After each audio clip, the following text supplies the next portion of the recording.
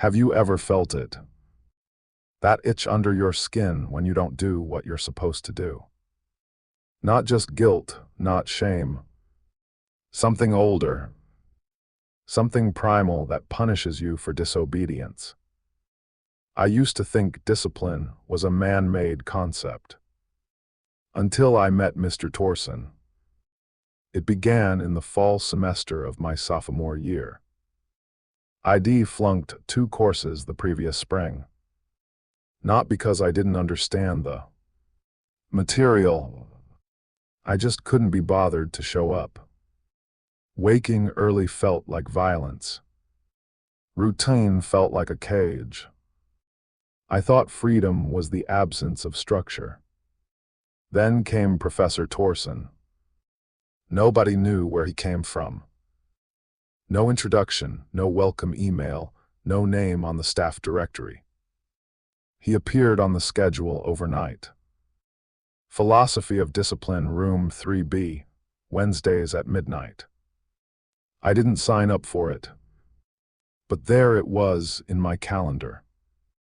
And there I was, walking to the old humanities building under a rust-colored moon. The halls were dark, the classroom colder than the outside air. And there he stood, tall, wiry, a face like it had been carved from ash and forgotten in a drawer. He wore a suit stitched too tightly to his body, and he never blinked. He waited until I sat down only. "Student," and then said, "You are not here by mistake." I tried to laugh. Weird glitch in the registration system. "There are no glitches in the mechanism," he said. "Only disruptions, and disruptions must be resolved." He never lectured in the normal sense. Instead, he told stories. Stories of ancient bells.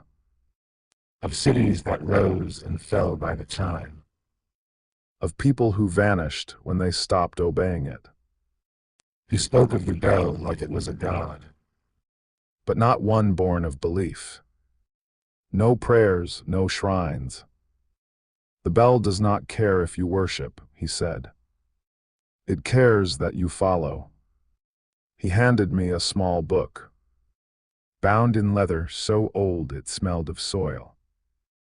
Inside were diagrams, cosmic spirals, planetary alignments, and tight mathematical tables. But they weren't human schedules. They were too exact. Too perfect. Each hour sliced like a scalpel. Each day folding into the next like machinery. He told me, "Do not break your pattern." I took the book home and forgot about it. But then I began to hear the ringing. At first it was faint, 6 a.m., 12 p.m., 6 p.m., and midnight.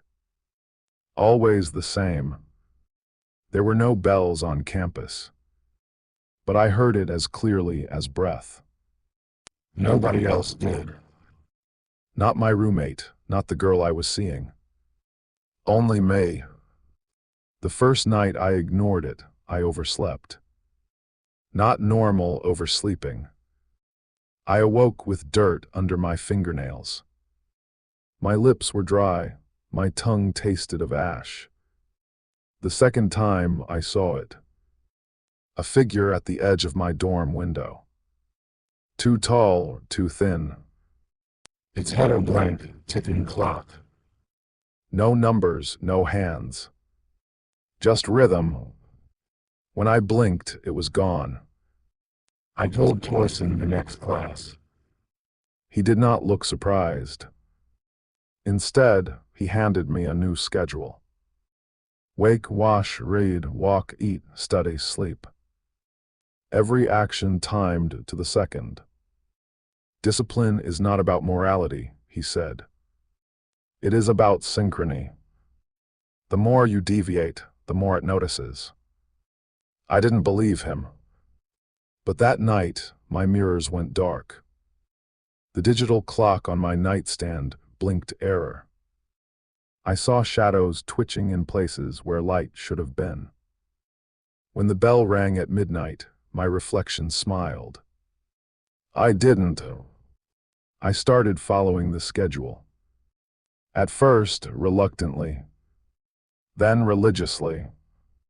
And things got better. I could think clearly again. My grades rose. I felt light, unburdened. But I also felt watched. One evening I slipped. I was 10 minutes late to dinner. 10 minutes. That night, the ticking came closer. I opened my door and stepped into a hallway that wasn't mine.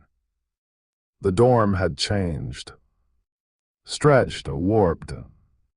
Walls too long, ceilings too low. Doors with no handles.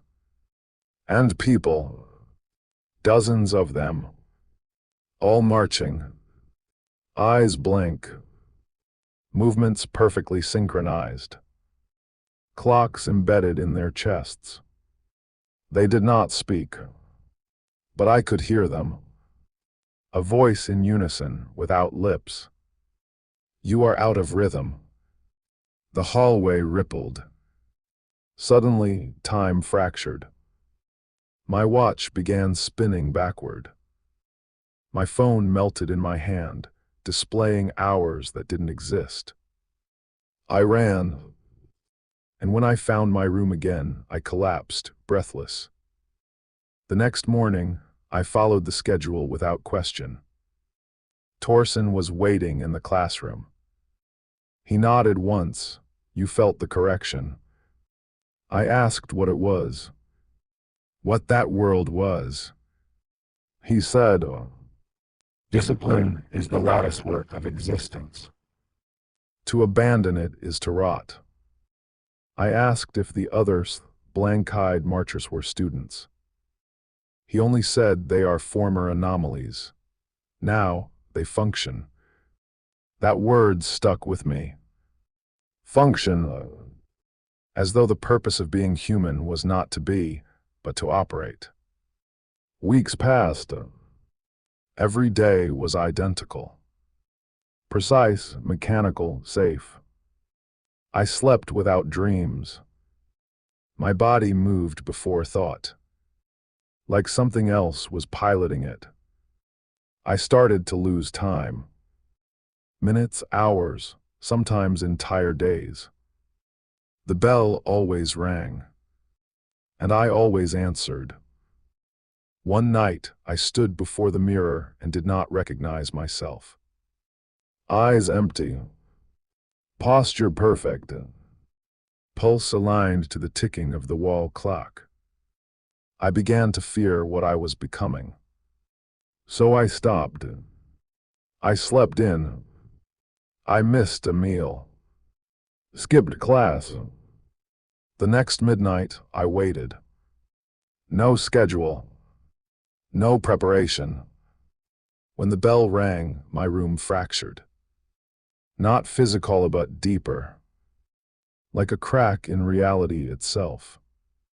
Time unraveled around me. Photographs aged and peeled. Books turned to dust. Even my voice echoed before I spoke. And from that fracture, he emerged. Not Torsen. Something wearing his face like a mask. Stretched too tight. Mouth moving in reverse. Eyes ticking. Return, it said. But I didn't move. I whispered, why me? The thing tilted its head. You were chosen. Because you resisted. Because you believed freedom meant chaos. I stepped backward. But the room warped with me. You misunderstand, it said. Discipline is not a prison. It is the only thing keeping the void from noticing. Then it reached for me. Its fingers were made of gears. But just before it touched me, a bell rang, louder than ever before. and it vanished. I woke up in the classroom.